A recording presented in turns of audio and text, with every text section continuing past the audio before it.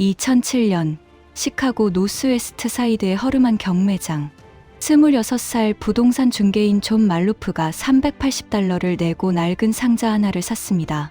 그는 포티지 파크라는 동네의 역사책을 쓰고 있었고 오래된 동네 사진이 필요했습니다. 상자 안에 동네 사진이 있을 거라고 기대했습니다. 상자를 열었습니다. 동네 사진은 거의 없었습니다. 대신 수만 장의 필름 네거티브가 빼곡하게 들어 있었습니다. 먼지 냄새, 습기, 그리고 누가 찍었는지 아무런 정보도 없었습니다. 말루프는 실망한 채로 몇 장을 현상해 보았습니다. 그리고 멈췄습니다. 손이 떨렸습니다. 1950년대 시카고 거리. 백화점 앞을 지나는 모피 코트 차림의 여자. 바로 옆 계단에 쓰러져 잠든 노숙자. 한 프레임 안에 미국의 빛과 그림자가 동시에 담겨 있었습니다. 뉴욕 골목에서 놀고 있는 흑인 아이들. 폴란드 이민자 거리의 할머니. 신문을 읽는 남자의 뒷모습. 앙리 카르티의 브레송을 떠올리게 하는 구도. 다이앤 아버스를 닮은 거침없는 시선. 하지만 세상에 단 한 번도 공개된 적 없는 사진들. 말루프는 사진을 찍은 사람의 이름을 찾기 시작했습니다. 상자 깊숙한 곳에 적혀있던 이름 석자. 비비안 마이어. 구글에 검색했습니다. 아무것도 나오지 않았습니다. 사진가 등록도, 전시 기록도, 수상 이력도, SNS도 없었습니다. 이 사람은 세상에 존재하지 않는 것처럼 보였습니다. 2년이 흘렀습니다. 2009년 4월 시카고 트리뷴의 짧은 부고 기사가 실렸습니다. 비비안 마이어 83세 사망. 직업란에는 이렇게 적혀 있었습니다. 보모. 15만 장의 사진을 찍고 단 한 장도 세상에 보여주지 않은 채 죽은 여자. 이것은 그 여자의 이야기입니다. 비비안 마이어의 사진은 현재 전 세계 주요 미술관에 전시되어 있습니다. 뉴욕, 파리, 런던, 암스테르담, 토리노, 서울. 전시가 열릴 때마다 매진됩니다. 2013년 다큐멘터리 비비안 마이어를 찾아서는 토론토 국제영화제에서 초연되었고 이듬해 아카데미 장편 다큐멘터리 부문 후보에 올랐습니다. 웨일스 록밴드 매닉 스트리트 프리처스는 그녀를 위한 노래를 만들었습니다. 뉴욕 타임스의 비평가 로베르타 스미스는 이렇게 썼습니다. 비비안 마이어의 사진은 위지, 로버트 프랭크, 리처드, 에이브던 등 20세기의 거의 모든 유명 사진가를 떠올리게 하면서도 그 어디에도 속하지 않는 고유한 고요함이 있다. 하지만 이 여자는 사진가가 아니었습니다. 적어도 세상은 그렇게 알고 있었습니다. 그녀의 직업은 보모, 남의 집 아이를 돌보는 일. 40년 동안 어떻게 보모가 15만 장의 걸작을 남길 수 있었을까요? 그리고 왜 단 한 장도 세상에 보여주지 않았을까요? 이 질문의 답을 찾으려면 1926년 뉴욕으로 가야 합니다. 비비안 도로시 마이어. 1926년 2월 1일 뉴욕 브롱크스에서 태어났습니다. 아버지 찰스 마이어는 오스트리아 헝가리 제국 출신, 어머니 마리아 주소는 프랑스 알프스 출신이었습니다. 가정은 처음부터 불안정했습니다. 아버지 찰스는 비비안이 4살이 되기 전에 가족을 떠났습니다. 이유는 기록에 남아있지 않습니다. 떠났다는 사실만 남아 있습니다. 어머니와 단둘이 남은 비비안. 하지만 이 집에는 한 사람이 더 있었습니다. 잔 베르트랑. 1930년 인구조사에 세대주로 등록된 이 여성은 당시 코네티컷에서 가장 유명한 여성 초상화 사진가였습니다. 잔 베르트랑은 바넬 공장 노동자에서 사진가로 변신한 인물이었습니다. 1905년 보스턴 글로브에 코네티컷에서 가장 저명한 사진가로 소개되었고 휘트니 미술관 설립자 거트루드 벤더빌트 휘트니와 교류할 정도의 인물이었습니다. 4살짜리 비비안은 이 여성의 집에서 자랐습니다. 잔 베르트랑의 암실 냄새, 인화지 위에 떠오르는 얼굴들, 카메라 렌즈의 차가운 유리. 비비안의 눈은 그것들을 기억했을 겁니다. 1932년 6살. 비비안은 어머니와 함께 프랑스로 돌아갑니다. 어머니의 고향 프랑스 남부 알프스의 샹소르 계곡, 생줄리앙 샹소르라는 작은 마을, 돌담집, 양떼, 좁은 흙길. 뉴욕과는 완전히 다른 세계였습니다. 비비안은 이 마을에서 6해를 보냈습니다. 학교 기록도 친구 이름도 남아있지 않습니다. 다만 이 시기에 찍힌 것으로 추정되는 사진 몇 장이 있습니다. 돌담 위에 앉은 노인, 시장에서 빵을 파는 여자, 산길을 걷는 양치기. 어린 비비안의 눈이 이미 무엇을 보고 있었는지 알 수 있습니다. 1938년 12살 다시 뉴욕으로 돌아옵니다. 1940년 인구조사에 아버지 찰스, 어머니 마리아, 비비안, 남동생 찰스 주니어가 함께 기록되어 있습니다. 아버지의 직업란에는 증기기관사, 가족이 다시 모였지만 그 재결합이 얼마나 지속되었는지는 아무도 모릅니다. 1940년대의 비비안에 대해 우리가 아는 것은 거의 없습니다. 기록은 끊깁니다. 확실한 것은 하나, 1949년 23살의 비비안이 다시 프랑스 샹소르 계곡에 있었다는 것, 그리고 이때 처음으로 카메라를 집어 들었다는 것입니다. 코닥 브라우니, 셔터 속도 하나, 초점 조절 불가, 조리개 조절 불가, 장난감에 가까운 카메라였습니다. 하지만 비비안은 이 카메라로 마을의 풍경과 사람들을 찍기 시작했습니다. 통제된 구도, 정면을 바라보는 인물, 잔 베르트랑에게서 본 초상화 기법이 그대로 드러납니다. 1951년 25살, 비비안은 증기선 드그라스호를 타고 대서양을 건너 뉴욕에 도착합니다. 이번에는 어머니 없이 완전히 혼자였습니다. 그녀는 사우스앰프턴의 한 가정에 보모로 들어갔습니다. 낮에는 아이를 돌보고 쉬는 날에는 뉴욕 거리를 걸으며 사진을 찍었습니다. 1952년 비비안의 인생을 바꾼 해입니다. 그녀는 롤라이플렉스 카메라를 삽니다. 코닥 브라우니와는 차원이 다른 중형 카메라, 허리 높이에서 아래를 내려다보며 찍는 이중 렌즈 카메라. 가격은 보모 월급 몇 달치에 해당했을 겁니다. 이 카메라를 산 순간부터 비비안의 사진은 완전히 달라집니다. 정적인 초상화가 사라지고 거리에 순간이 등장합니다. 지나가는 사람의 표정, 아이의 웃음, 노인의 주름, 빛과 그림자가 만드는 기하학. 앙리 카르티의 브레송의 결정적 순간을 본 적 없는 여자가 그 결정적 순간을 포착하고 있었습니다. 비비안에게는 독특한 촬영 습관이 있었습니다. 롤라이플렉스는 허리 높이에서 아래를 내려다보며 찍는 카메라입니다. 눈높이에서 카메라를 들이대는 것이 아니라 배 앞에 카메라를 두고 조용히 셔터를 누릅니다. 피사체는 자신이 찍히고 있다는 사실을 모릅니다. 그래서 비비안의 사진 속 사람들은 연기하지 않습니다. 가장 자연스러운 순간, 가장 진짜인 순간이 찍힙니다. 그리고 셀프 포트레이트. 비비안은 유리창, 거울, 물웅덩이, 크롬 범퍼 등 반사되는 모든 표면에서 자신을 찍었습니다. 플로피 모자를 쓰고 긴 울 코트를 입고 남자 구두를 신은 긴 그림자. 자신의 존재를 기록하면서도 얼굴을 숨기는 듯한 사진들. 마치 나는 여기 있었다. 하지만 나를 알 필요는 없다라고 말하는 것 같았습니다. 1956년 비비안은 뉴욕을 떠나 시카고로 갑니다. 시카고 북쪽 해안, 미시간 호수가 내려다 보이는 부유한 교외 지역, 겐스버그 가족의 세 아들, 존, 레인, 매튜를 돌보는 보모로 고용됩니다. 이 가족과의 관계는 비비안 인생에서 가장 안정적인 16년이 됩니다. 겐스버그 가의 아이들에게 비비안은 진짜 메리 포핀스였습니다. 딸기밭에 데려가 딸기를 따게 하고, 길에서 죽은 뱀을 주워와 아이들에게 보여주고, 동네 아이들을 모아 연극을 시키고 시카고 시내로 데리고 나가 세상을 보여줬습니다. 아이들의 눈높이까지 내려가되 절대 아이 취급하지 않는 사람이었습니다. 하지만 비비안에게는 비밀이 있었습니다. 아이들이 놀고 있는 동안 비비안의 누는 거리를 보고 있었습니다. 목에 걸린 롤라이플렉스는 항상 준비되어 있었습니다. 백화점 앞을 지나는 부유한 여자, 공원 벤치에서 잠든 노숙자, 시장에서 물건을 흥정하는 폴란드, 이민자, 골목에서 줄넘기하는 흑인 아이들. 비비안은 쉬지 않고 셔터를 눌렀습니다. 하루에 롤필름 4통을 쓸 때도 있었습니다. 겐스버그 가에서 비비안은 개인 욕실을 암실로 사용할 수 있었습니다. 밤이면 욕실 문을 잠그고 빨간 안전등 아래에서 직접 필름을 현상하고 인화했습니다.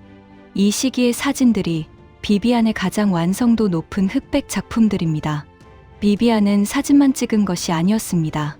8mm 홈무비를 찍었고 거리에서 만난 사람들과의 대화를 오디오 테이프에 녹음했습니다. 신문을 수집했고 정치 관련 기사를 스크랩했습니다. 그녀는 세상을 기록하는 것에 중독되어 있었습니다.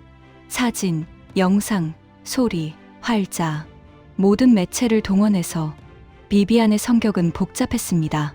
사회주의자를 자처했고 페미니스트였고 영화 비평가였고 할 말은 반드시 하는 사람이었습니다. 프랑스 억양이 섞인 영어를 썼고 극장에서 영어를 배웠다고 말했습니다. 지적이고 강했고 독선적이었고 철저하게 사적인 사람이었습니다. 그리고 철저하게 외로운 사람이었습니다. 결혼한 적 없고 아이를 낳은 적 없고 연애를 한 적도 알려져 있지 않습니다. 친한 친구라고 부를 수 있는 사람이 한 명도 없었습니다. 존 말루프는 이렇게 말했습니다. 사진이 비비안의 유일한 감정적 출구였다고 생각합니다. 유일한 출구를 세상에 드러내면 그건 취약해지는 겁니다. 1959년 비비안은 놀라운 결정을 합니다. 혼자서 세계 여행을 떠난 겁니다.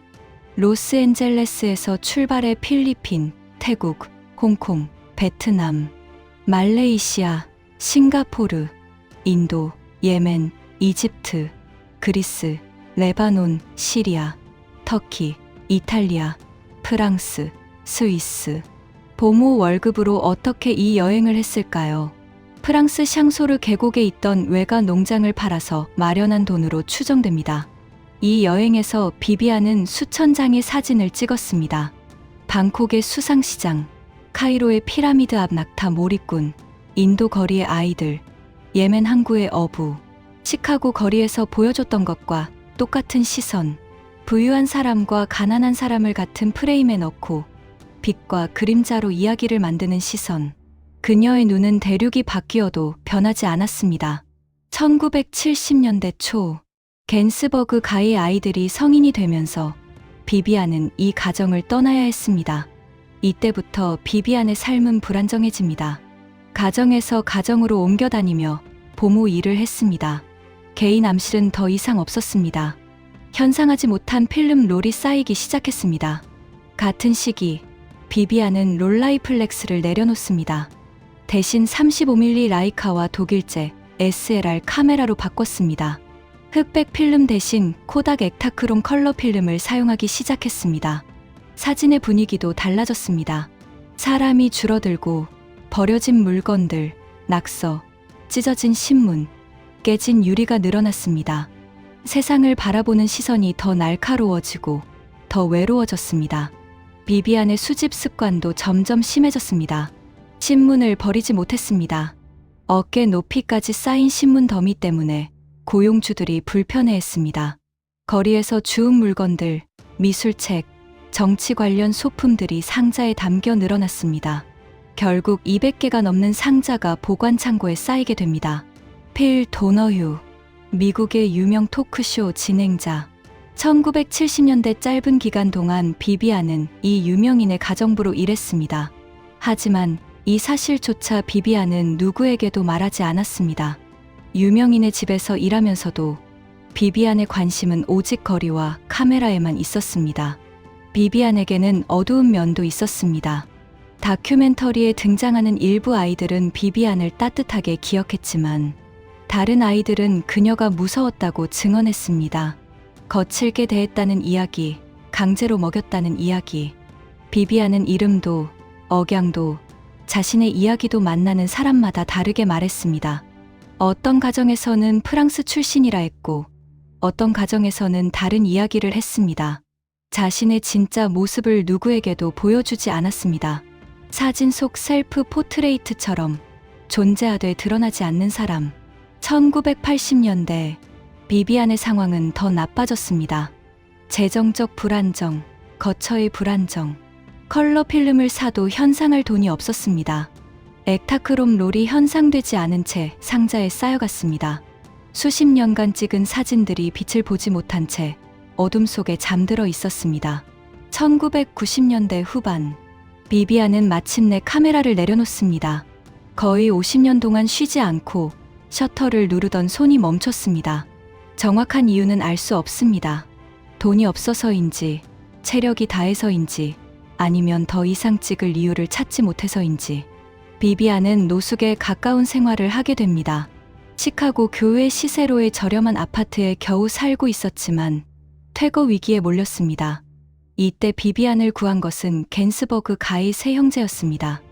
어린 시절 비비안에게 길러진 그 아이들이 이제 성인이 되어 그녀를 위해 돈을 모았습니다.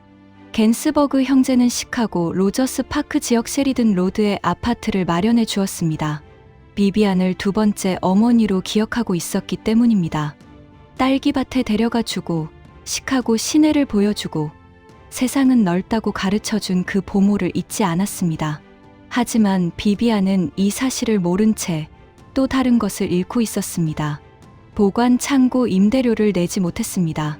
시카고 노스사이드에 있던 그녀의 창고들, 필름 네거티브, 인화사진, 오디오 테이프, 8mm 필름, 카메라, 신문 스크랩, 평생을 기록한 모든 것이 들어있던 창고. 2007년 임대료 미납으로 경매에 넘겨졌습니다. 비비안은 이 사실을 알았을까요? 알 수 없습니다. 확실한 것은 그녀가 평생 아무에게도 보여주지 않았던 15만 장의 사진이 낯선 사람들의 손에 넘어갔다는 것입니다.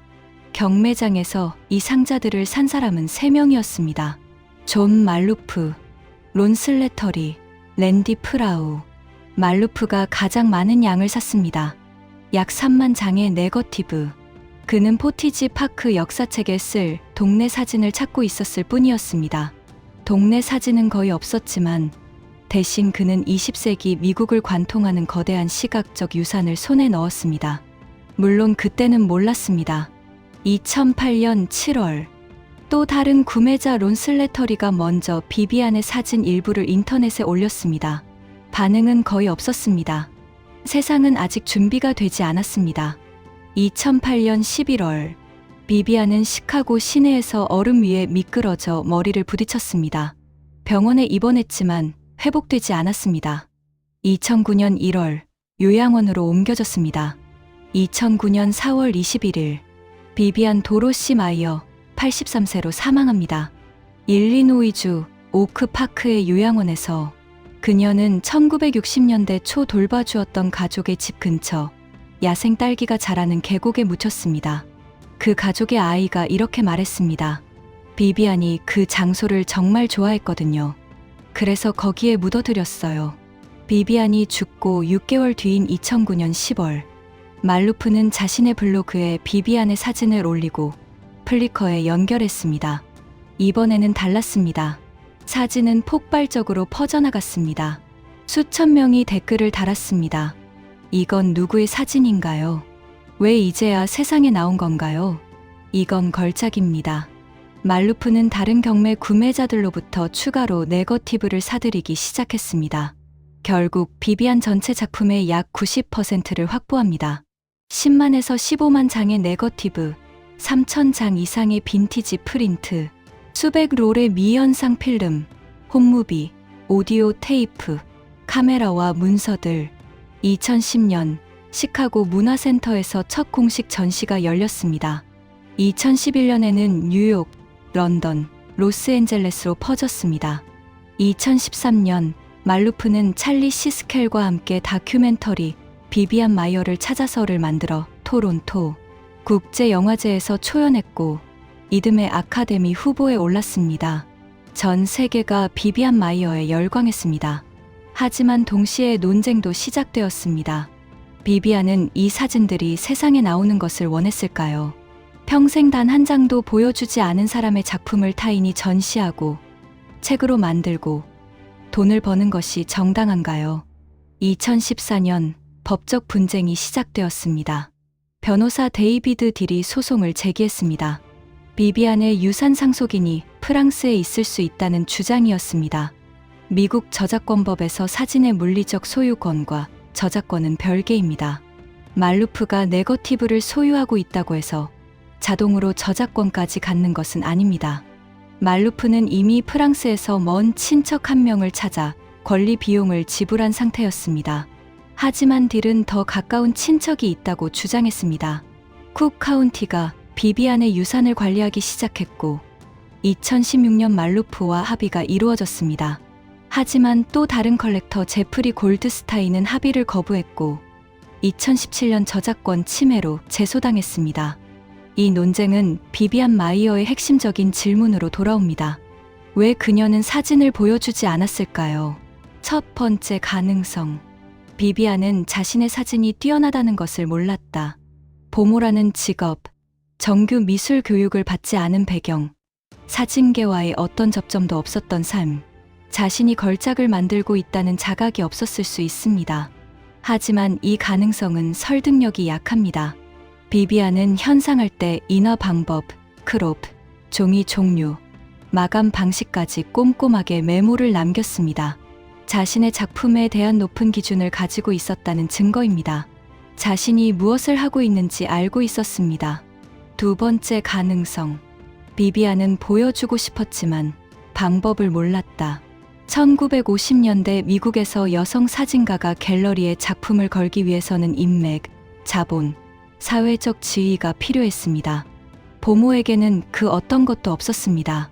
세 번째 가능성. 비비안은 의도적으로 보여주지 않았다. 말루프의 말을 다시 떠올려 봅니다. 사진이 비비안의 유일한 감정적 출구였습니다. 유일한 출구를 세상에 드러내면 그건 취약해지는 겁니다. 가족에게 버림받고 누구와도 깊은 관계를 맺지 못한 여자.